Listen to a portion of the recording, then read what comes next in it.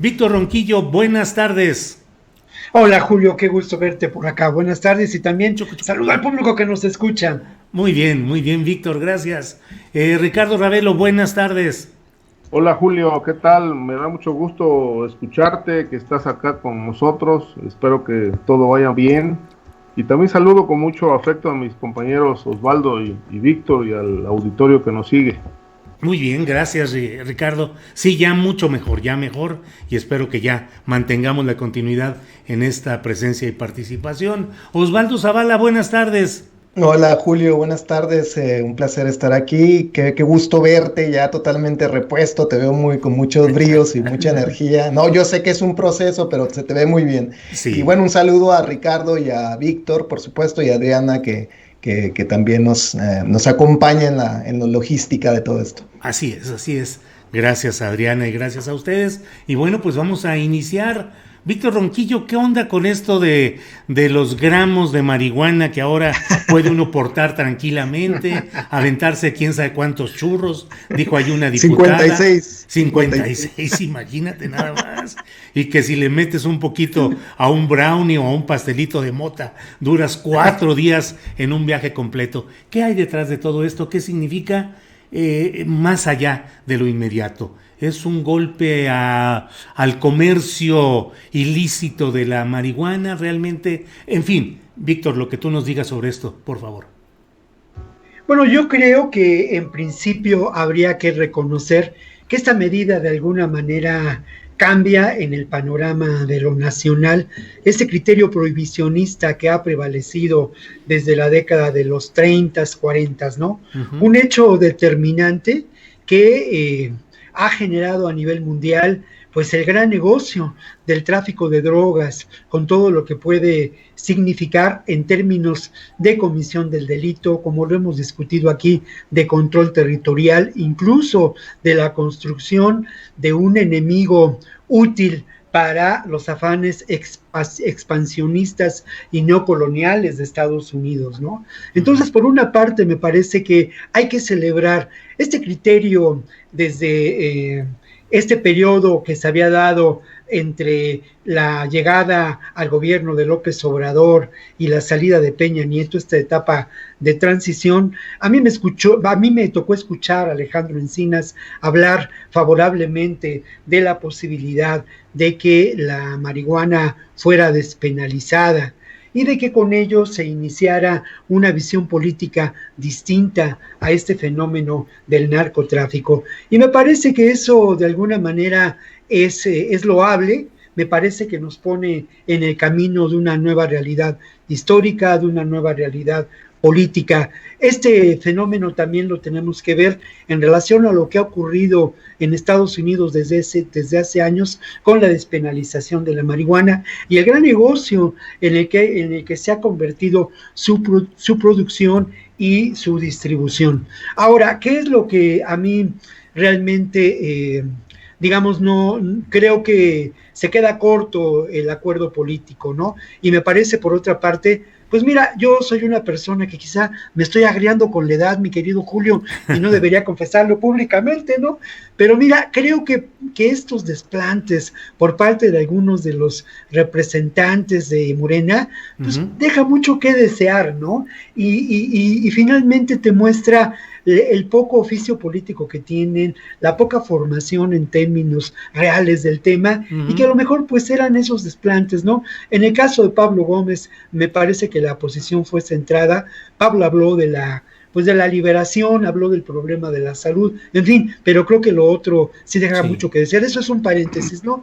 Bien. Pero mira, a mí me parece que hay dos temas en los que tendríamos que insistir y que son fundamentales. Tendríamos que insistir en no a la extorsión de las personas que consumen marihuana o que consumen otras sustancias. Tendríamos que insistir en el asunto de la libre elección por parte de las personas acerca de lo que ellas consideran pues necesario consumir. No existe en estos momentos una prohibición brutal en contra del alcohol, cuando el alcohol sabemos que es una droga que causa severos problemas de salud y de todo tipo, ¿no? Sí. Eso me parece fundamental y me parece que en términos de lo que ha ocurrido con la ley, se sigue dando espacio a esta interpretación que puede considerarse en ocasiones represiva, que puede generar extorsión. Sí. Lo otro es que también hay elementos para pensar que lejos de favorecer, como se había establecido en un primer momento, la producción por parte de aquellas comunidades, de aquellos pueblos, de aquellos grupos que han participado en la producción de la marihuana, quiero decirlo también, lamentablemente al servicio de las organizaciones que controlan el cultivo de la marihuana en Sinaloa, que lo controlan en Michoacán, que lo controlan en Guerrero, pero esas comunidades en una primera instrumentación de esta ley, en una primera redacción de estos elementos de esta ley, se había considerado que tendrían que verse beneficiados. Esto ya no ocurre. Se dio paso a la posibilidad del monopolio de lo que puede ser un gran negocio, porque al final de cuentas el uso industrial, el uso, digamos, en términos de la salud, pueden resultar... Sí. provechosos, pero el gran negocio está en el consumo lúdico. Entonces, sí, creo que esto no se agota del todo, no se trata, y ahí sí me parece que es una modificación legislativa, una despenalización de la marihuana necesaria, útil, congruente con lo que está ocurriendo en distintos lugares del mundo, con la realidad de lo que muchos pensamos ha sido un problema grave en términos de la prohibición de las sustancias, de algunas sustancias, sí, pero que en términos de lo que hasta ahora vemos deja que desear. Muy bien, gracias, Víctor Ronquillo. Ricardo Ravelo, ¿realmente es un golpe a la economía de los grandes cárteles el que ahora se pueda transportar libremente un usuario su propio material para consumo? ¿O ya en la economía de los grandes cárteles no es tanto lo que aporta en sí el tema de la marihuana? No, yo considero que no es ningún golpe contundente a la economía de los grupos criminales. Es decir, la marihuana, si bien es una droga importante en cuanto al tráfico por su consumo, lo cierto es que hoy los grupos criminales operan con cerca de 26, 27 tipologías delictivas totalmente diferentes, que no propiamente tienen que ver con tráfico de sustancias. Es decir, el crimen organizado, de acuerdo con lo que se ha visto en los últimos 20 años, ha ido diversificando actividades, y adelantándose a estas legislaciones que han ocurrido en Estados Unidos, en América Latina particularmente, pues el único país que liberó la marihuana es Uruguay. En otros países está en discusión. En México ya se habían tardado, es decir, en Europa esto ya no es tema, por decirlo así. No es tema de discutir sobre las drogas, como lo estamos haciendo ahora con este paso que se da en el Congreso, que me parece que solamente aprueban algo que ya ocurría de facto, ¿no? Es decir, el consumo de marihuana es un hecho, nunca se ha prohibido, aunque en la letra legal existe la prohibición, pero en la práctica, en todas las ciudades, parques, por todos lados hay venta, consumo de marihuana abierta, protegida por la policía. Me parece que esta aprobación tiene varios aspectos importantes. Uno de ellos es que se rompe una cadena de corrupción construida por la misma policía. Es decir, mientras esta actividad fuera considerada ilegal, iba a generar corrupción. Me parece que la aprobación que hoy se da de liberar su consumo con fines lúdicos, pues rompe estas cadenas de la corrupción. Ahora, lo que sí me parece que el gobierno no está atendiendo de manera puntual es que, bueno, una vez que se libera el consumo desde el punto de vista legal, porque en los hechos, decíamos, ya ocurre, o ha venido ocurriendo, lo que no veo son campañas realmente para orientar a adolescentes y jóvenes respecto de los daños que causa la marihuana en el organismo. La marihuana ha sido considerada desde hace muchos años por estudios diversos como la puerta de entrada al mundo de las drogas, de tal suerte que, bueno, su consumo pues no es del todo sano, es decir, si bien puede tener algunas regulaciones y algunos beneficios para ciertos aspectos de salud, lo cierto es que, bueno, también puede desencadenar una dependencia y con el paso del tiempo, en una evolución gradual, puede llevar al consumo de otras sustancias. Ahora, yo celebro la aprobación. Me parece que se está perdiendo México de un gran negocio que, por ejemplo, en Europa ya se da desde hace tiempo. He observado, por ejemplo, que en Alemania, en Austria, en Francia, hay ya muchísimos productos derivados de la marihuana, de la cannabis. Uh-huh. Por ejemplo, hay tés, hay aceites, hay harinas, hay cereales. Hay toda una industria alrededor de la marihuana, del cannabis y de la cannabis, que se ha convertido en una gran industria y en productos de gran comercialización que realmente han reforzado esas economías. En México no vemos todavía esto, pero bueno, conforme se vayan abriendo estos canales, me parece que puede ser de suma importancia. Ahora, prohibir el consumo de drogas ya no resulta una política exacta, una política, digamos, eficaz contra el crimen organizado. Creo que hoy lo que a todos los países están apostando a la liberación del consumo y a apoyar estas actividades con publicidad que vaya reforzando el llamado consumo responsable, que el propio Estado tiene que vigilar, porque, digamos, he observado en los países europeos que por ejemplo, las sustancias las venden tiendas autorizadas. El mismo Estado vigila que la sustancia no esté adulterada para que pueda ser consumida. En fin, hay una serie de medidas que todavía falta implementar, pero particularmente creo que la orientación y la información es lo que está faltando. No se pueden liberar sustancias si antes el Estado no tiene una estructura para contener lo que seguramente se va a dar en los próximos meses y años, que va a ser un disparo en el consumo, como lo vivió en su momento Holanda, Canadá, entre otros países. Bien, gracias, Ricardo. Osvaldo Zavala, ¿qué pensar sobre este paso que da México? ¿Realmente cuál es su trascendencia? Se habla ya también de la adormidera o amapola. ¿Cuáles son las perspectivas que ves de México como Estado, como nación, con estos cambios? Uno en la marihuana que ya se está dando y la mención de que podría haber algo sobre la amapola o adormidera.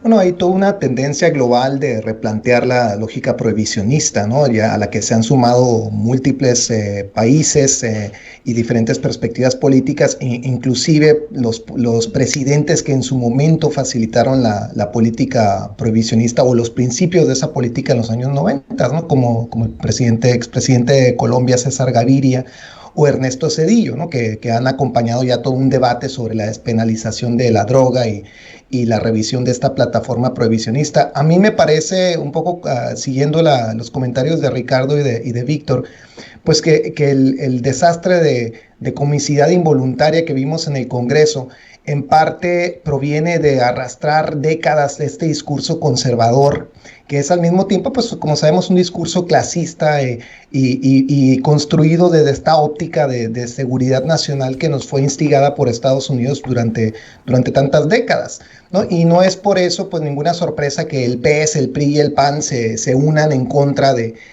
esta legislación, ¿no? Me parece que finalmente honraron a su raíz más conservadora y más obtusa, ¿no? Ante los vientos de cambio que no son solamente, como decía hace un momento, en México, sino a nivel global y que me parece que pues tiene una clara solidez la razón por la cual debe despenalizarse el consumo de la marihuana. Ahora, más allá de, digamos, de lo pintoresco que fue el debate y que creo que resumió muy bien Víctor en su intervención, yo quisiera recordar algunos puntos, ¿no? Primero que, pues como sabemos, Estados Unidos ya lleva 15 estados, ¿no? Legalizando el consumo de la marihuana. Vienen al parecer otros 8, ¿no? La industria del cannabis en Estados Unidos genera ya $13,000 millones en 2019 y se proyecta que andará en $41,000 millones para 2025. ¿no? Esta cifra es espeluznante, es extraordinaria, porque pues, de lo que nos habla sobre todo es de cómo el capitalismo ultranza estadounidense vio venir claramente las bondades de una industria del cannabis que pues ha generado una enorme riqueza y ha movilizado pues una economía nacional extraordinaria y que no se resume en la cuestión del consumo propio de la marihuana. La industria del cannabis pues es mucho más amplia que eso, ¿no? Y tiene usos medicinales probados, ¿no? En torno a la epilepsia, la cura del glaucoma, el reumatismo, etcétera, ¿no? No es por nada que en México circule el marihuanol, ¿no? Como algo bastante común en una empresa mexicana que, por cierto, ya factura alrededor de $50 millones, ¿no? Según entiendo en una nota que yo leía, y eso en 2018, ¿no? En 40,000 puntos de venta, esta empresa que se llama RH Pharma, ¿no? Entonces, me parece que en toda esta discusión, ¿no? Haríamos bien en desandar ese discurso conservador, ¿no? Que criminaliza el consumo de la marihuana y pensar más bien que estamos en el principio muy tardío en México de una importante industria que debería pues expandir no solamente digamos la libertad empresarial de hacer circular estos productos, sino la justificación real de que estos productos pues sí contribuyen a un bienestar, que sí tienen usos válidos y que deberíamos por lo menos plantearnos estas preguntas a un nivel nacional independientemente de la absurda lógica securitaria que Estados Unidos sigue hasta ahora imponiendo en México, a pesar de que medio país está ya legalizándola. Es decir, no podemos nosotros seguir sometidos a una idea ajena, extranjera, que en el propio país donde se articuló ni siquiera se respeta, ¿no? Y terminaría diciendo pues que esta idea de construir una industria del cannabis ya por supuesto está siendo explorada en México. Hay varias empresas que lo hacen, hasta el expresidente Fox anda metido en esta cuestión y me parece que pues tenemos que tener un debate más allá de estas coordenadas conservadoras en que se ha articulado. Para eso tal vez recomendaría, y con esto terminaría, el nuevo programa de Sarah Snap, esta activista estadounidense que radica en México. Tiene un programa nuevo que se llama Tiempo de Cannabis. Se acaba de estrenar, me parece, en ADN 40. Yo creo que ella es una activista muy seria que ha tenido una larga trayectoria y que pues deberíamos atender, me parece, sobre todo al llamado de gente que conoce bien los efectos de la planta y que entiende más allá del discurso conservador que pues hay una enorme importancia y relevancia en liberar el consumo de la industria del cannabis. Gracias, Osvaldo. Víctor Ronquillo, como lo hemos dicho en muchas ocasiones por aquí, un escándalo nuevo desaloja y desplaza al anterior, que el anterior nos parecía que iba a ser duradero y extenso, y rápido en esta rueda de la fortuna en la que hoy están abajo y otro momento están arriba, se van quedando las cosas atrás.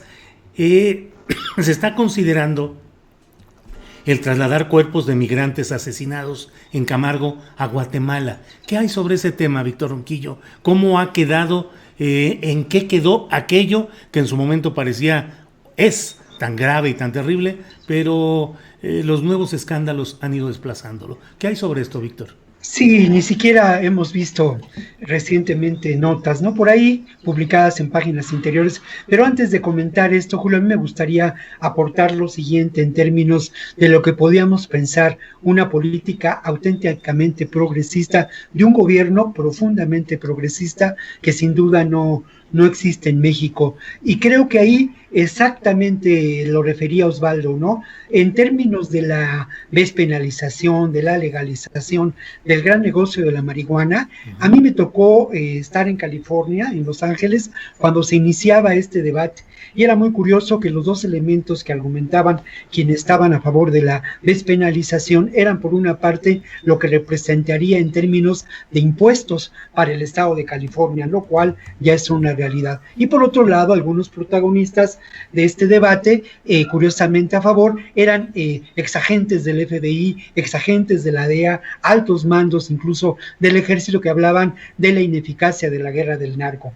Dicho esto, yo quisiera solamente señalar lo siguiente: ¿y por qué no este gobierno, dando espacio a lo que puede considerarse una producción autogestiva, una producción desde abajo, a nivel horizontal, en las comunidades que desde hace años han pues vivido y han sido explotadas y han sido en algunos casos injustamente encarcelados grupos de personas, algunas personas indígenas. ¿Por qué no pensar en esa producción? ¿Y por qué no pensar, Julio, si me permites un juego y cierto humor, por qué no pensar en la construcción de Motamex?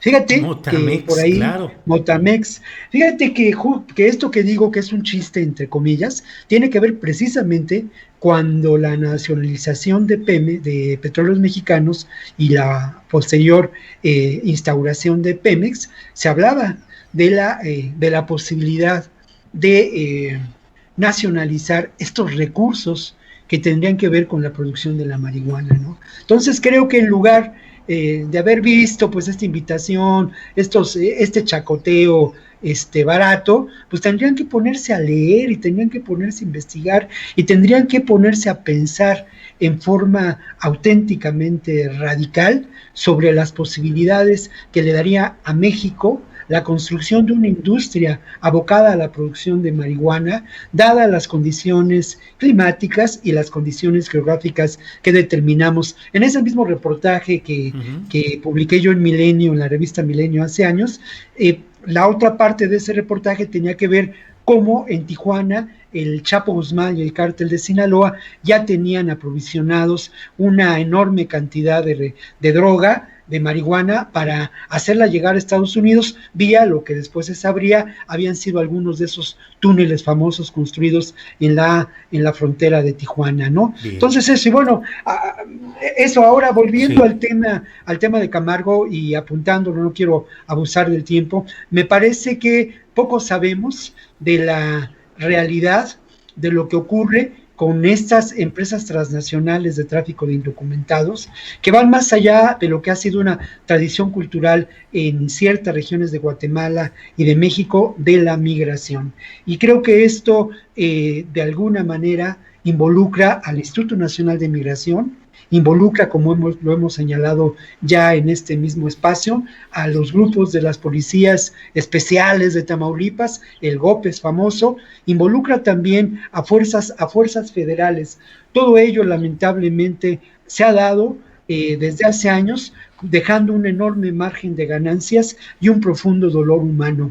No sabemos todavía cuál fue la causa de esta tragedia. ¿Por qué murieron estos migrantes? Lo que sí sabemos y es evidente es que en esta dinámica migratoria que vivimos hoy en día han aumentado el número de migrantes que buscan cruzar la frontera, que vienen desde el sur empobrecido desde hace mucho y que ha sufrido recientemente un par de huracanes, y también sabemos que el gobierno de Estados Unidos, en este doble discurso que ha manejado siempre y que seguirá manejando, ha llevado fuerzas especiales, fuerzas para contrarrestar este proceso migratorio. Es cierto, se interrumpió el programa Quédate en México, pero no se ha garantizado por parte del gobierno de Estados Unidos ni del gobierno mexicano mejoras a las condiciones de las miles de personas que vivieron lamentablemente en condiciones en extremo precarias por más de 2 años en ciudades fronterizas en México. Muy bien, Víctor, gracias. Ricardo Ravelo, ¿en qué quedan episodios como este de Camargo? Las bandas de tratantes de quienes intentan llegar a Estados Unidos, los coyotes o como se les denomine, ¿qué hacen? ¿Están pasmados mientras no hay mucho movimiento ahorita? ¿Continúan? ¿Cómo van las cosas en ese terreno, Ricardo? Mira, yo creo que sin duda el crimen organizado ha explotado y ha mantenido este negocio del tráfico humano en todo el país. No creo que estas redes se vayan a desarticular pronto mientras haya una demanda de brazos en Estados Unidos y esta siga siendo un atractivo para los pueblos de Centroamérica, que son los más necesitados y los que más recurren a este llamado sueño americano, y que son presas de estas redes que lamentablemente a veces los explotan, los extorsionan, y bueno, como vimos ahora con el caso de los indocumentados guatemaltecos en Camargo, pues los asesinan, ¿no? Esto queda intocado desde mi punto de vista. Hay sobre esta actividad toda una impunidad que es verdaderamente escandalosa y que por desgracia no se investiga, ¿no? Yo creo que, por ejemplo, después del hecho desastroso de Camargo, lo que vimos fue que se aceleró un poco la situación legal en contra del gobernador Cabeza de Vaca, quien fue señalado justamente de ser su gobierno, de haber incurrido en una suerte de crimen de Estado por la participación de la policía estatal en esta masacre, que bueno, también se atribuye que se considera que hay una presunta colusión allí entre algún cártel local. Se ha deslizado que puede ser el cártel del noreste, vinculado con la policía del estado, pero cuya responsabilidad pues, le toca al gobernador Cabeza de Vaca ahora que está siendo llamado a comparecer ante la justicia mexicana, primero a través de esta fase del desafuero que está ya, digamos, solicitado por parte de la Fiscalía General de la República, la Cámara de Diputados. Pero independientemente de que se lleve o no a juicio a Cabeza de Vaca, me parece que lo que nos muestra Tamaulipas y bueno, gran parte de la frontera con Estados Unidos es este vacío legal, esta impunidad absoluta, que se vuelven territorios de nadie, donde los gobiernos estatales no pueden garantizar ni vida ni patrimonio, no solamente para los migrantes, ni siquiera para las personas que habitan en estos lugares, y que bueno, lamentablemente pierden la vida momento a momento por esta avasallante actividad del crimen organizado y por este vacío legal que tiene como consecuencia una impunidad atroz, muy dolorosa en estos territorios. Me parece que aquí es donde el gobierno federal tiene que poner mucho énfasis en sus actividades, porque estos vacíos legales son los caldos de cultivo de una boyante actividad criminal, de una narcodinámica que no se detiene y que no se atribuye a otra cosa, desde mi punto de vista, más que a la impunidad. Mientras hay impunidad, pues se privilegia el crimen organizado, porque estos territorios se convierten en verdaderos paraísos del crimen. Por otro lado, y solo para abonar en el terreno del tema anterior de la marihuana, lo que no ha quedado claro, y me vino a la mente por esto de Motamex que mencionó Víctor Ronquillo, es que una vez que se despenalizó el consumo, se liberó, digamos, para fines lúdicos el consumo de marihuana, pues ¿quién va a surtir la droga? Es decir, el crimen organizado, la policía, o el gobierno ya tiene armada una estructura para formalizar su comercialización. Se podrá comprar en farmacias, en Oxxo, ¿en dónde podemos conseguir marihuana? Es decir, porque en este momento el único proveedor es el crimen, a través de sus distintas redes de distribución en el país, pero no tenemos clara la parte de cómo se va a formalizar esta comercialización, quién va a supervisar la calidad de la marihuana que se va a consumir, en fin, porque en este momento pues sigue boyante un mercado negro que vende marihuana, no sabemos de qué calidad, que se consume, pero bueno, si el Estado, el gobierno mexicano va a considerar hacer una valoración en este caso para esclarecer estos canales de suministro. Claro, las redes de distribución. Gracias, Ricardo Ravelo. Osvaldo Zavala, pues este mismo tema de Camargo, de la violencia contra los migrantes que se dio ahí, los cuerpos que irán a Guatemala, pero aprovecho de una vez, Osvaldo, para pedirte también, a ver si amplías algo que he leído, que he escuchado, de que tú planteas sobre el mito de la disputa por la frontera norte mexicana, que cada día es más violenta. Si nos das ese contexto también, por favor, Osvaldo. Sí, claro. Pues yo lo que veo primero es que tenemos que digamos, reflexionar un poco en la escasa información que tenemos antes de aventurar ciertos términos en la discusión, ¿no? Discrepo, por ejemplo, en esta conversación con Ricardo, de pensar en una narcodinámica o de pensar incluso en el crimen organizado como en primera instancia cuando hablamos del caso de la masacre de Camargo, por varias razones. Primero, porque hasta ahora solo se ha podido determinar la participación de 12 agentes de la Policía Estatal, todos ellos, por cierto, pertenecientes a este grupo que ya mencionaba Víctor, ¿no? El Grupo Élite de Operaciones Especiales o GOPES, y de los cuales 3, dijo el propio fiscal de Tamaulipas, Irving Barrios, fueron entrenados y también verificados por Estados Unidos. Es decir, eran policías que no, digamos, no son policías ordinarios que pertenecían a una corporación, digamos, enlistados de modo más convencional, sino gente entrenada con ciertas habilidades y además con el respaldo, ¿no? de Estados Unidos para operar en México.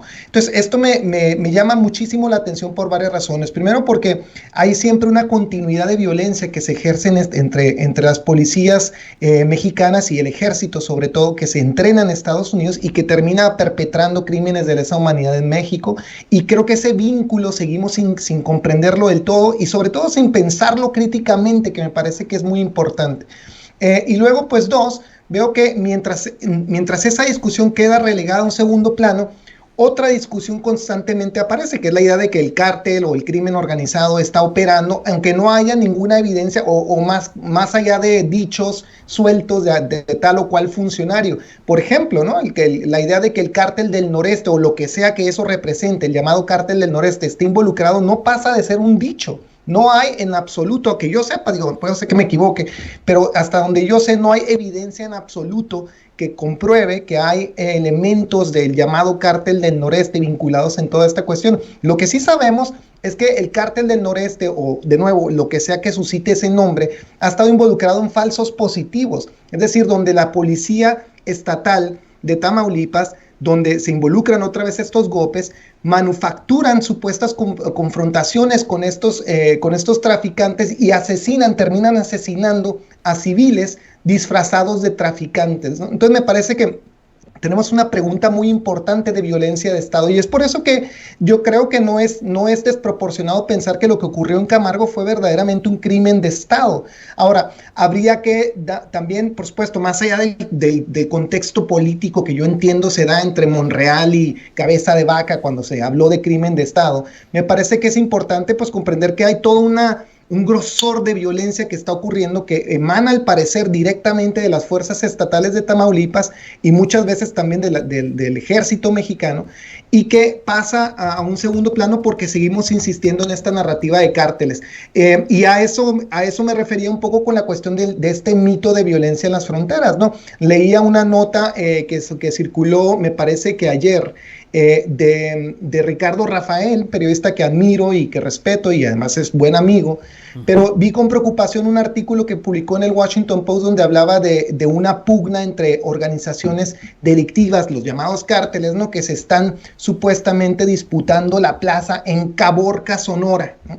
De pronto Caborca se convierte, ¿no? en la zona cero del narcotráfico en México y eso me inquieta muchísimo porque quienes supuestamente protagonizan esta disputa son los hijos del Chapo, ¿no? Que al parecer les alcanza, ¿no? el poderío para llegar hasta Caborca y disputarle la plaza nada más y nada menos que a Rafael Caro Quintero, ¿no? Que a estas alturas ya tiene 68 años, ¿no? Y que ha dicho en más de una ocasión pues que se ha retirado del negocio del narcotráfico. Pero más allá de creerle a Caro Quintero, lo que no podemos aceptar es la escasa evidencia que hay que sustenta esta supuesta guerra entre grupos de estos llamados cárteles. Hasta donde sé, la única evidencia que hay es una manta que salió por ahí de repente en Caborca, firmada supuestamente por Caro Quintero, pero recordemos que en 2016, y con esto cerraré el comentario, la Fiscalía General de Chihuahua encontró una manta muy parecida, firmada también por Caro Quintero, anunciando que estaban por invadir Chihuahua, él y el cártel de Sinaloa, en ese momento aliado con el cártel de Sinaloa, para disputarle la plaza Caro Quintero disputándole la plaza al cártel de Sinaloa en Chihuahua. Se me cruzan los cables precisamente porque cambian de bandos tanto estas narrativas. Sí. Y lo que terminó pasando, que fue bien gracioso en 2016, es que Caro Quintero da la famosa entrevista con Anabel Hernández, diciendo que él no tiene nada que ver, y al día siguiente la fiscalía decide que no, que en verdad no es Caro Quintero quien va a invadir, sino el cártel Jalisco Nueva Generación. Y a mí me parece increíble, ¿no? Que estas mantas, aunque apareció la manta, de pronto se les olvidó que había manta, ¿no? Y ya no era Caro Quintero, sino el cártel Jalisco Nueva Generación. Entonces, creo que podemos tener un poco más de imaginación crítica. Entonces, me parece sorprendente, ¿no? Que un periodista probado como Ricardo Rafael, insisto, que yo sé que es un periodista serio y profesional, ¿no? Pero que se deje llevar por una narrativa que está tan poco verificada. Quien dice esto, quien asegura que Caro Quintero está en Caborca es el alcalde, ¿no? Pero también lo dice sin mostrar evidencia al respecto. Lo que sí sabemos, por supuesto, es que en Sonora, pues lo que más que una disputa por la plaza, pues hay una disputa por una enorme oportunidad de minería, ¿no? Que sabemos que reditúa más de 138 mil millones de pesos, el territorio de Sonora, me parece, tiene alrededor de 5,000 concesiones mineras, y hay 43,000 kilómetros cuadrados ya concesionados, que es el 23% de la superficie. Estos datos, por cierto, los estoy sacando de la página del estado de Sonora. Entonces me parece sorprendente, ¿no? Que mientras estamos viendo el expolio de minería en Sonora, nos concentremos en creer que un señor de 68 años que pasó media vida en la cárcel, de pronto va realmente a quererse poner a disputar la plaza de no se sabe por qué importancia tendría Caborca en el tráfico de droga a unos muchachos que en cualquier momento terminan con la misma suerte que su padre, encarcelados para siempre en Estados Unidos.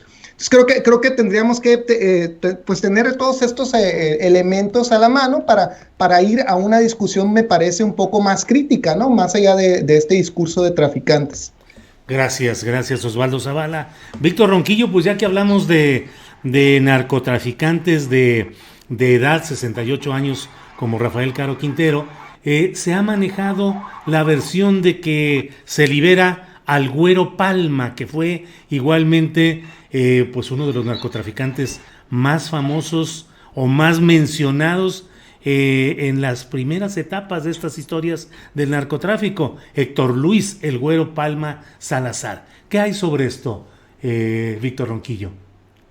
Mira, lo primero es que me sumo al comentario que ha hecho Osvaldo, y sí tenemos que mirar con una perspectiva crítica esta historia, esta narrativa del narco. Creo que una de las aportaciones, si hay alguna aportación que se ha hecho a lo largo de estos meses en que hemos trabajado juntos estos temas, ha sido precisamente eso, el afán de apartarnos del lugar común, de la frase hecha, de la narrativa Netflix, aunque eso nos cueste, pues no colaborar en el Washington Post, O sea, finalmente, bueno, pues a lo mejor si mi querido Osvaldo, que está allá, escribiera y se ajustara a esta narrativa, pues publicaría, como lo hizo Ricardo Rafael, sobre en el Washington Post, ¿no? Y le pagarían muchos dólares, me imagino.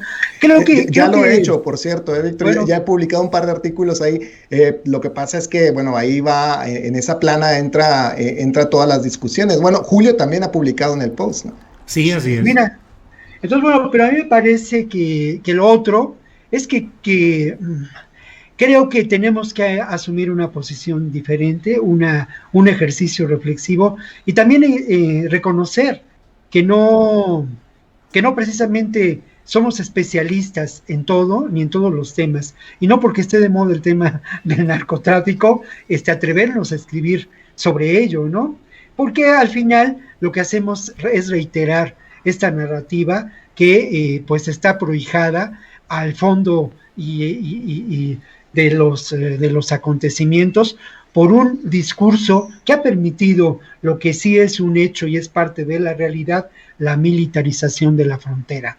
Eso es innegable. La frontera de México con Estados Unidos ha sido militarizada. La construcción del muro se ha realizado a lo largo de varios gobiernos, lo mismo demócratas que conservadores, que republicanos, ¿no? Entonces, creo que ese es el gran tema sobre el que tenemos que abordar. Lo otro, en relación a lo que mencionaba Osvaldo del entrenamiento de policías, de militares en Estados Unidos que luego integran las filas de grupos del crimen organizado, bueno, pues el origen de los Zetas tiene que ver con la construcción de los GAFES. Es un dato que con frecuencia, pues ya después de algunos años se olvida, ¿no? Y esto es así. Vamos otra vez al tema de la importancia o la relevancia que puede tener la liberación de un personaje como el Güero Palma. En el momento en que el Güero Palma es detenido, la cultura del narcotráfico vive uno de sus momentos de esplendor. Y vive uno de esos momentos de esplendor porque el Güero Palma se convierte en uno de los antihéroes de este discurso, ¿no? Lo mismo ocurre con otros narcotraficantes, entre comillas, benefactores, que en esos momentos existen, ¿no? Yo mencionaba, y cuando hablábamos de esto en una ocasión anterior, que es una realidad y que fue un hecho de enorme crueldad, la forma en que fueron asesinados los hijos y la esposa del Güero Palma. Esto es innegable. Y en esos años hicimos un reportaje para Multivisión sobre lo que era el ya famoso, ahora, pues Panteón de Culiacán, ¿no?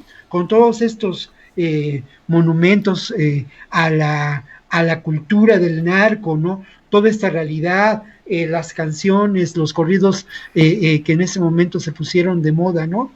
Más allá de todo, lo que fue un hecho y que sí fue demostrado fueron dos evidencias fuertes, ¿no? Uno, la capacidad de penetración de las organizaciones criminales de ese momento al propio ejército y a las policías, que permitían el narcotráfico. Lo otro, que también fue en esos momentos demostrado, se publicaron algunos artículos, nosotros publicamos algún material en ese momento, pues eso, ¿no? La famosa frase de plata o plomo, en esos años se empezó a usar en términos de lo que había sido el asunto de el juicio al propio Güero Palma. El que se libere ahora, bueno, me parece que no cambiará en nada lo que hemos visto en términos de la realidad del narcotráfico. ¿Qué realidad es esa? Bueno, la evidencia de que nuestro país está militarizado, la evidencia de que este recurso ha sido utilizado para un control territorial y geopolítico importante para los sectores más conservadores de Estados Unidos. La evidencia de que también estos grupos del complejo militar industrial, que en buena medida toma decisiones más allá de los gobiernos formales de Estados Unidos, sigue estableciendo como una línea de argumentación la presencia de grupos criminales para poder seguir actuando en lo que mencionaba desde un principio, con realidades que nos llevan a pensar en una nueva expresión del colonialismo y el expansionismo norteamericano. Bien, gracias, Víctor, gracias.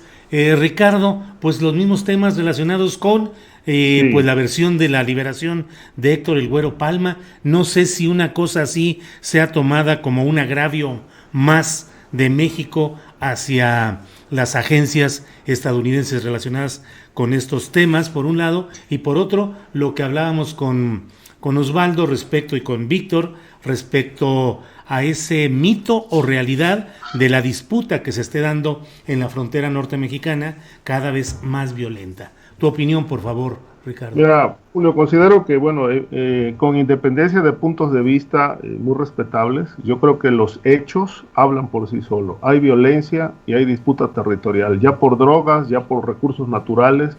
Lo cierto es que hay una disputa territorial que está derivando en violencia. Por otro lado, como periodista, yo no soy partidario de conclusiones, porque me parece que eso nos limita como reporteros. Llegar a conclusiones y presentarlas como verdades absolutas, lo único que hacemos es construir muros que nos evitan y seguir viendo la realidad que se renueva momento a momento.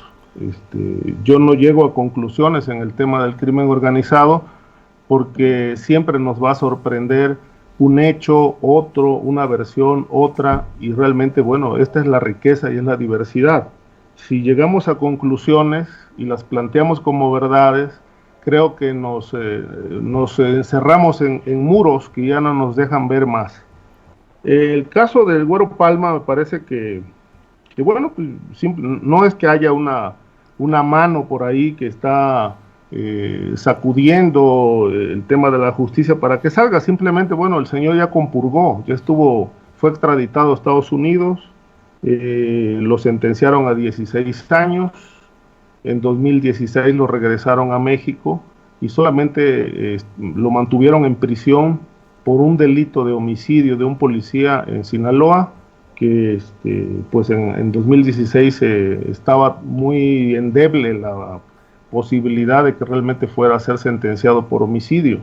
Ahora me llama la atención un juez federal ordena su inmediata liberación. ¿Qué va a pasar con el Güero Palma? Bueno, es un hombre ya muy mayor, que me parece que es más historia que presente, ¿no?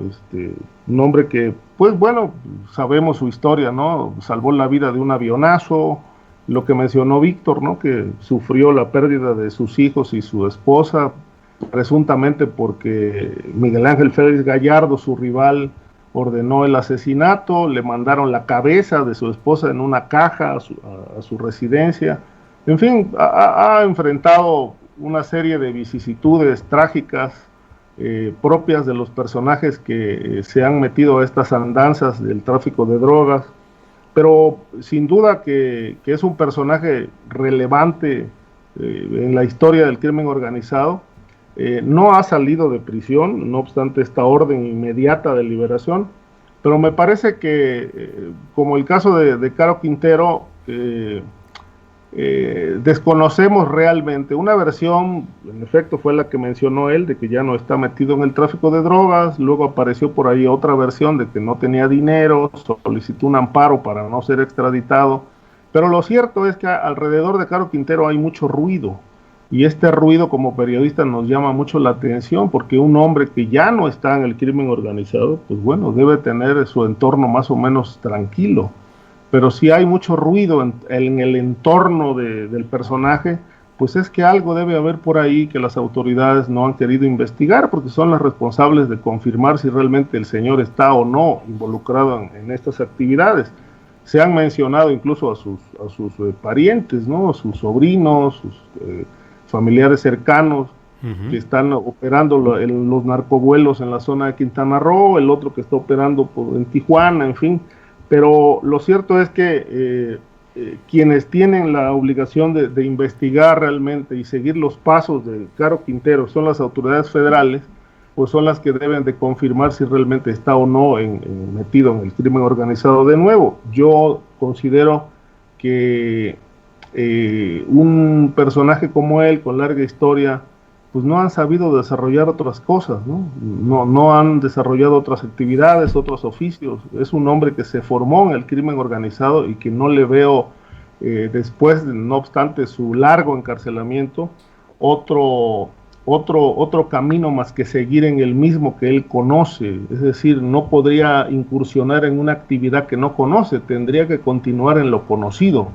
De ahí que, bueno, esta cuestión me llama mucho la atención, de que no pudiera no estar. Yo eso lo pongo en tela de duda. Ahora, respecto de todo lo demás, con independencia de que sean las propias autoridades las que estén en actividades vinculadas al crimen o no, o sean grupos criminales apoyados por estas, lo cierto es que, bueno, hay demasiada violencia en el país, se siguen disputando ya sea drogas, el mercado del tráfico humano, todas estas actividades delictivas que se le atribuyen a grupos criminales que han tradicionalmente operado con protección oficial, de tal suerte que esta actividad sigue generando violencia, una violencia que no se detiene, porque hay grupos que sin duda les está conviniendo mantener esos estados alterados, con estos altos niveles de violencia, ya para explotar recursos naturales, como bien lo apunta Osvaldo, que es una actividad que en efecto ha ido quedando al descubierto como una de las centrales que se busca explotar, y que para ello se han tendido cortinas de humo como la violencia, la disputa de narcos. Pero por otro lado también hay una realidad, que el país tiene una narcodinámica hasta ahora no desactivada, porque no hay combate a ningún grupo criminal, ¿no? Claro. Bien, Ricardo, muchas gracias. Son las 2 de la tarde con 54 minutos. Estamos ya en la parte final de esta mesa de periodistas. Osvaldo Zavala, aprovecho que hay una información reciente de horas atrás. Dice una nota de OEM Informex: representando a su familia, Brian Levarón acudió a la Fiscalía General de la República para presentar una denuncia contra Alfonso Durazo Montaño, exsecretario de Seguridad, y contra José David Anaya, titular de la Secretaría de Seguridad en Sonora, por omisión en la masacre de Bavispe ocurrida el 4 de noviembre de 2019. ¿Qué te parece esta información, Osvaldo Zavala? ¿Tiene un tinte partidista electoral? ¿Es justo y no debemos de asombrarnos de que se impugne a los titulares de las secretarías? En fin, ¿cómo lo ves, Osvaldo? Pues supongo que se puede leer de múltiples formas, sí, desde luego que no podemos suspender la posibilidad de que haya aquí un tinte electoral, claro, y con miras a la elección intermedia y con la candidatura de Alfonso Durazo, ¿no? Por una parte, pero por otro lado, me parece que hay una pregunta todavía muy abierta, desde luego, en torno a la masacre de la familia Levarón, que pues sigue sin respuesta, ¿no? Como en mucho de la violencia que se cierne sobre Sonora y sobre Chihuahua en particular, pues la masacre fue descrita originalmente como una cuestión de traficantes, cuando incluso la familia Levarón, hasta donde yo entiendo, ha rechazado esa versión y ha más bien puesto el acento en la posibilidad de grupos mercenarios y la disputa otra vez territorial en torno a ciertos recursos, como por ejemplo el agua, que me parece que también está de por medio en mucha de esta discusión, ¿no? Donde la familia Levarón también por su parte ha sido señalada como responsable de acaparamiento de agua y de mucho de la apropiación de ese recurso en torno a diferentes zonas ejidales. Entonces me parece que hay una gran bruma en torno a este evento y que no hemos podido sino significarla bajo un oportunismo político, ¿no? Es decir, se habló de guerra de cárteles, se habló desde Estados Unidos de una narcomatanza, ¿no? Que el presidente Trump quería utilizar incluso como excusa para mandar tropas, ¿no? Y por otra parte, pues tenemos ahora, insisto, en esta cuestión de Sonora y la supuesta disputa de Caro Quintero, pues mucho ruido como el que señala Ricardo, pero yo quisiera también agregar aquí que parte de ese ruido es originado por la propia DEA, ¿no? Quien empezó a hablar de Caro Quintero como alguien reactivado en el supuesto negocio del narcotráfico fue la DEA desde el principio, desde que fue liberado. Empezó a hacer circular supuesta información de que había ingresos no comprobados, etcétera. Hasta la novia de Caro Quintero fue nombrada en esas acusaciones que se hicieron cuando fue liberado en 2013.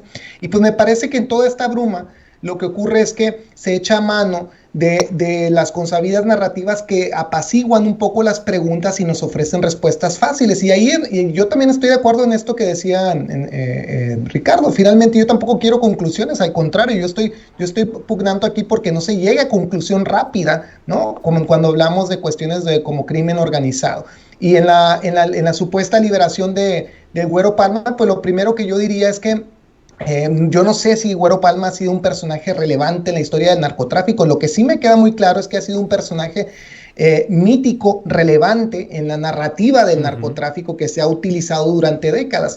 Y esto es muy sintomático en lo que hemos visto en los últimos meses. Hay un enorme reciclaje de personajes mitificados desde los años 80, ¿no? Ya hablábamos de Caro Quintero, el Güero Palma, el inmortal Mayo Zambada, que siempre reaparece constantemente y ahora es el jefe de jefes, según Anabel Hernández y Diego Osorno.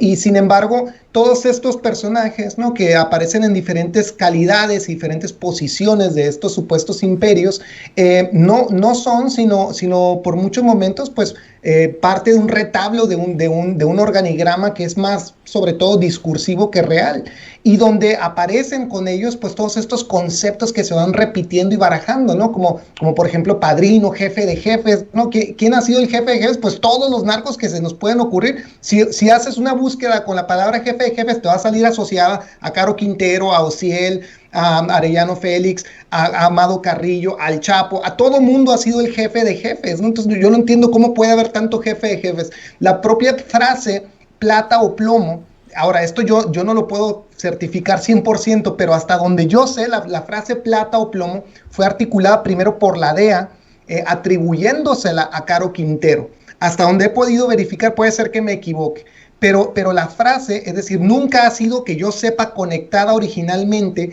con un traficante, ¿no? Y entonces me parece extraordinario cómo todo este vocabulario recibido, ¿no?, que reciclamos constantemente, por ejemplo, el concepto de padrino, ¿no? La idea de que Miguel Ángel Félix Gallardo se iba a llamar padrino, eso es algo que la DEA también instigó y que ahora recicló para llamar así al general Cienfuegos, ¿no? Es decir, estos conceptos son tan elásticos, están tan vaciados de contenido real, que se pueden llenar de cualquier personaje en cualquier momento, y nosotros, como estamos tan acostumbrados a utilizarlos y a recibirlos, pues los ponemos en acción sin mayor pregunta. Claro. Entonces, no desestimo el drama de la familia del Güero Palma, que me parece horrible, ¿no?, lo que se cuenta, todo esto es terrible, pero me parece también que tendríamos que someter a una pregunta, pues, básica a toda esta cuestión, ¿no? Estas insinuaciones de que va a ser liberado, por cierto, han sido negadas por el Poder Judicial de la Federación, han dicho que no es cierto, sí. Y por otra parte ocurren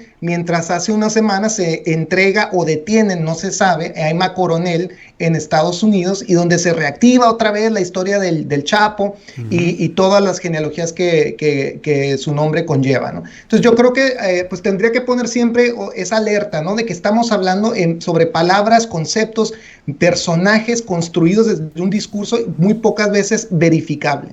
Gracias, Osvaldo. Víctor Ronquillo, pues de esta dimensión de la narrativa de los jefes de jefes y los grandes capos, que vamos a aterrizar un poquito ya en esta parte final del programa, sobre el caso de Cuauhtémoc Gutiérrez de la Torre, que es una forma de delincuencia organizada, de prostitución, de lo cual se le acusa. ¿Qué opinas sobre este tema? ¿Qué aristas ves interesantes, Víctor Ronquillo? Nada más un apunte breve en relación a lo que dice Osvaldo. La gran pregunta en relación a estos casos, tanto al de Camargo como al de Bavispe, es el móvil del crimen, ¿no?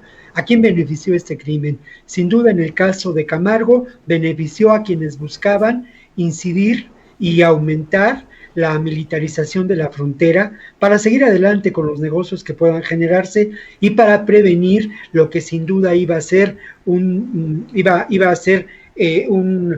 un avance multitudinario de migrantes que se está llevando a cabo en estos momentos en la frontera.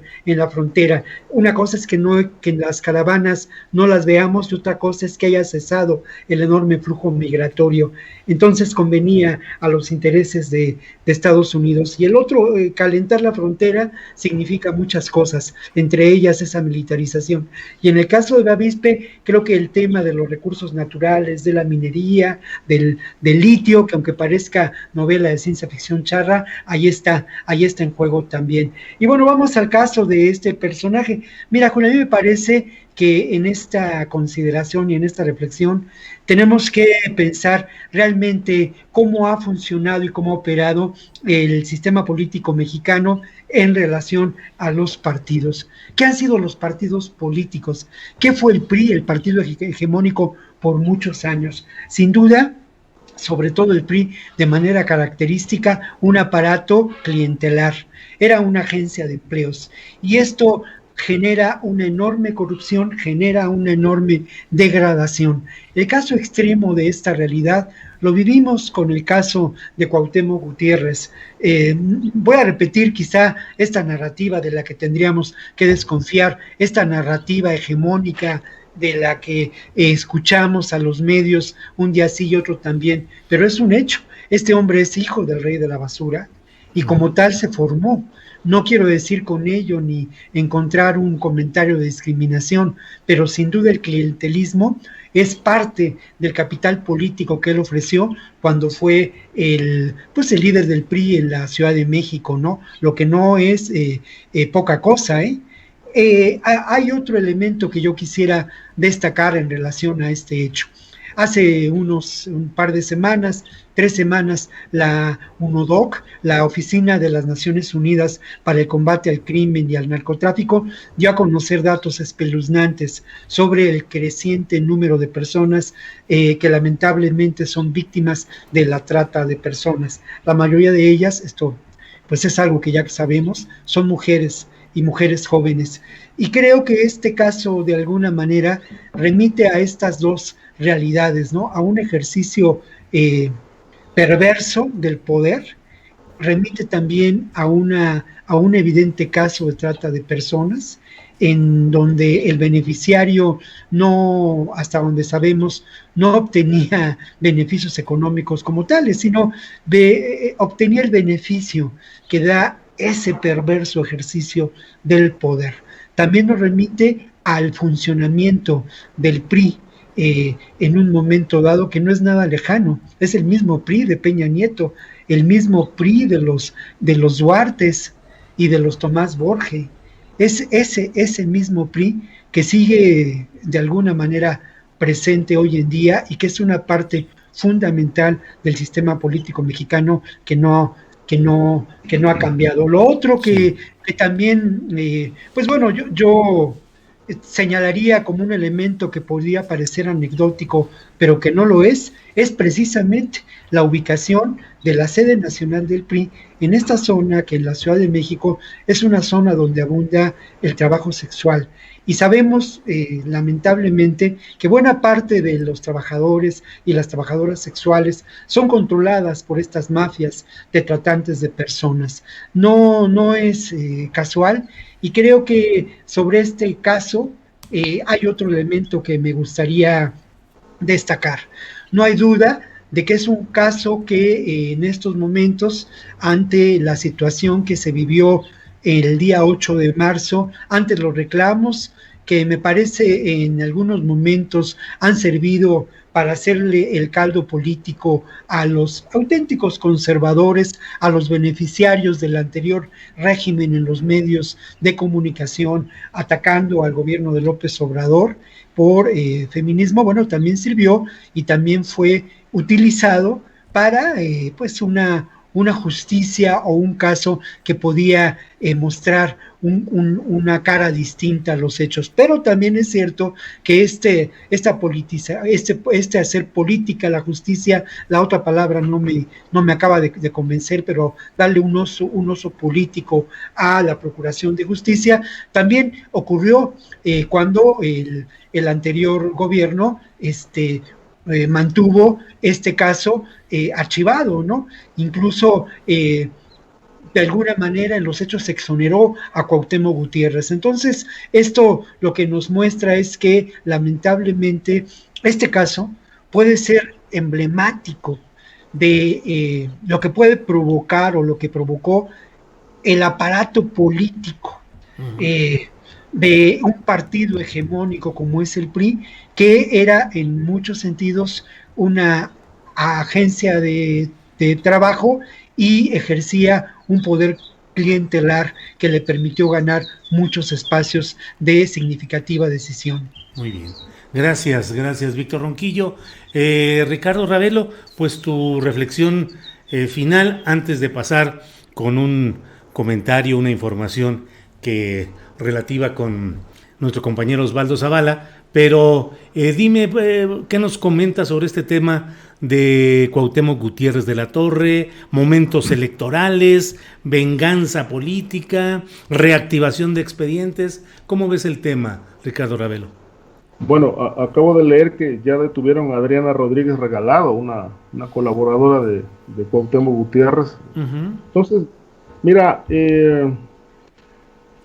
cuando se destapa una coladera que conecta con el PRI, en realidad pues lo que sale es agua sucia, materia de descomposición, como ha sido esta historia de a lo largo de los años con los grupos priistas. Yo creo que se habían tardado, ¿sí? Después de 7 años, pues liberan órdenes de aprehensión contra este personaje que se asegura, según las acusaciones, encabezaba una red de prostitución, de explotación sexual, todo alrededor del partido. Esto, pues, llama la atención por cómo se ha dado a conocer desde que se conoció el caso, pero esto no es nuevo, esto ha ocurrido a lo largo de la historia del PRI en muchos estados, el comercio sexual, la prostitución, la homosexualidad, había muchos casos, por ejemplo, alrededor de Gutiérrez Barrios, por ejemplo, se tejieron muchas historias de todo este tema de la homosexualidad, entre quienes se mencionaban a uno de los hombres más cercanos, pues era que era ex subsecretario de Gobernación, este líder del PRI, que ahora aparece la hija vinculada con los temas de Andorra, bueno, se me va el nombre ahorita. Entonces, siempre se manejó este asunto alrededor del PRI, y bueno, creo que hablar de esto, pues es muy doloroso, ¿no? Pues muy doloroso, sobre todo porque estas historias hablan de qué perfil de políticos han estado encabezando las dirigencias del PRI, y quiénes han estado en esas estructuras de poder ya vinculados a la prostitución, como este caso de Cuauhtémoc Gutiérrez, bien al narcotráfico, al lavado de dinero, a la trata de personas. En fin, creo que al final del día no son ni los partidos, no son hablamos del hombre en general y de la degeneración humana en la que queda ahí exhibida, de personajes que pues han perdido todo valor como personas y que han utilizado los puestos públicos o los cargos a nivel de partido pues para cometer una serie de fechorías que lamentablemente pues lo único es que abundan, sobre todo en estos tiempos electorales, donde, insisto, son los tiempos justos y propicios para levantar las coladeras y que aflora todo el estercolero. Bien, gracias Ricardo Ravelo, gracias. Bueno, pues con Osvaldo Zavala, más que pedirle una opinión ya en este tramo final, pues le voy a pedir que nos acompañe en esta información. Antes de entrar al programa, hemos platicado Osvaldo y un servidor acerca de pues los ciclos que se dan en la actividad mediática, académica, de distinta índole, y mi estimado Osvaldo Zavala tiene muchísima chamba encima, que lo trae pero verdaderamente cargado de chamba y con muchas complicaciones, y hoy es un momento en el cual ya nos dice provisionalmente un adiós, en el sentido de que se va a concentrar algunas de estas actividades y con la expectativa siempre de que aquí está el espacio para él, así como hoy por estas razones lo deja o se concentra en el otro ámbito de su actividad, igual aquí siempre está abierto el espacio para él. Pero bueno, ya me adelanté, Osvaldo, para hacer menos doloroso el asunto. Por favor, ¿qué nos comentas? Pues sí, Julio, muchas gracias. Mira, como comentábamos tú y yo, ha sido una decisión muy difícil de tomar para mí porque, como sabes, he tenido, como con Víctor y con Ricardo, pues el enorme privilegio de compartir un espacio donde hemos reflexionado y donde hemos avanzado críticamente sobre temas importantísimos y donde hemos tenido, pues además tu guía y tu inteligencia acompañándonos en estas discusiones junto con la de Adriana y por supuesto la respuesta del público, que también para mí es muy valiosa. Y pues ha sido una decisión que he tenido que tomar difícil y complicada porque, como te comentaba, pues estoy en un momento complejo de mi trabajo. Yo soy profesor en la Universidad de la Ciudad de Nueva York, la universidad pública, y estoy ahora mismo en medio de varios proyectos que exigen así muchísima atención.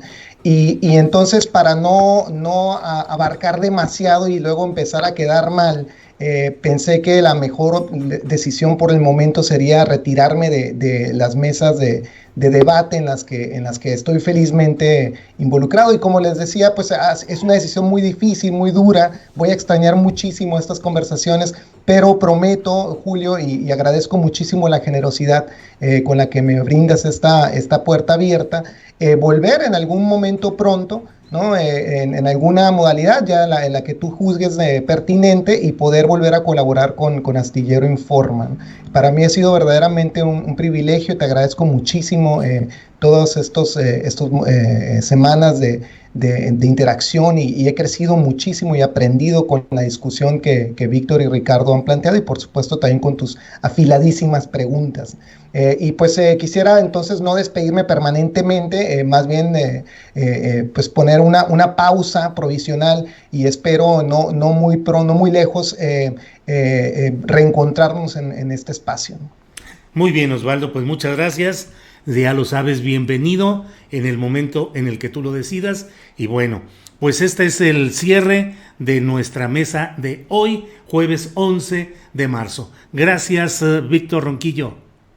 Bueno, pues yo quiero agradecer mucho a Osvaldo, de verdad, Osvaldo, que abriste campo, viste luces, generaste reflexiones con una perspectiva muy sólida, académica, nos presentaste lecturas, tu aporte es muy importante, ¿no? Pero como siempre, mi querido Osvaldo, me quedo con lo humano, y lo humano ha sido trascendente porque nos hemos hecho amigos, y esto yo lo valoro mucho. Entonces, yo te mando un abrazo muy cálido, mi agradecimiento por permitir que compartamos contigo, hermano. Yo te respeto mucho intelectualmente y te agradezco mucho, y de verdad no es cumplido, pero te vamos a extrañar, Osvaldo, y ojalá que pronto te reintegres, porque eres clave en esta discusión, mi querido Osvaldo. Entonces, muchas gracias, y obviamente a Julio, pues agradecerle siempre el espacio, siempre la posibilidad, y sobre todo la libertad. Adriana Buentello, que ya vi que apareció aquí mágicamente, agradecerle la producción, y a todos los colegas que de pronto no vemos, pero sabemos que gracias a ellos se puede hacer este trabajo. Y al público, pues como siempre, ¿no? También gracias por su paciencia, y gracias por acompañarnos en este ejercicio que es periodístico, pero que es muchas otras cosas más, gracias a que este medio, Astillero Informa, permite esta plataforma de pensamiento. Muchas gracias, y un reiterado abrazo, mi querido Osvaldo, y seguimos en contacto, hermano. Gracias, querido Víctor. Gracias, Víctor. Ricardo Ravelo, gracias. Buenas tardes. Buenas tardes. Pues yo no le diría un adiós a Osvaldo, simplemente un hasta luego, hasta pronto. Sé que pues, en algún momento nos vamos a reencontrar ya en esta mesa o en cualquier otra actividad. Pero bueno, desearte lo mejor, que saques adelante tus proyectos. Y bueno, pues gracias por todo lo compartido hasta ahora en este espacio. Ha sido muy fructífero. De igual manera, todos aprendemos. Yo he aprendido mucho en estas discusiones. He afinado muchos criterios, he enderezado también la visión en puntos de vista que bueno, sin duda nos van formando día a día en este intercambio de puntos de vista y de criterios. No me queda más que darte un abrazo, Osvaldo, y bueno, seguimos en comunicación como siempre. Claro, muchas gracias, Ricardo. Gracias a los dos, de verdad. Bueno, pues ahora sí, Osvaldo Zavala, buenas tardes, gracias y hasta pronto. Muchas gracias, querido Julio, verdaderamente un placer. Enfatizo y recojo lo que dicen los tres, sobre todo la parte humana, que es cierto lo que dice Víctor. Hemos hecho grandes amistades basadas en el respeto mutuo y la admiración por el trabajo que hacemos. De verdaderamente muchas gracias, Julio, por este espacio, por la oportunidad de pensar críticamente, de ejercerlo con tanta libertad y con tanto respeto. Lo agradezco y espero estar de regreso pronto. Bueno, pues que así sea. Gracias a los tres, buenas tardes, gracias al público que nos ha acompañado en esta mesa del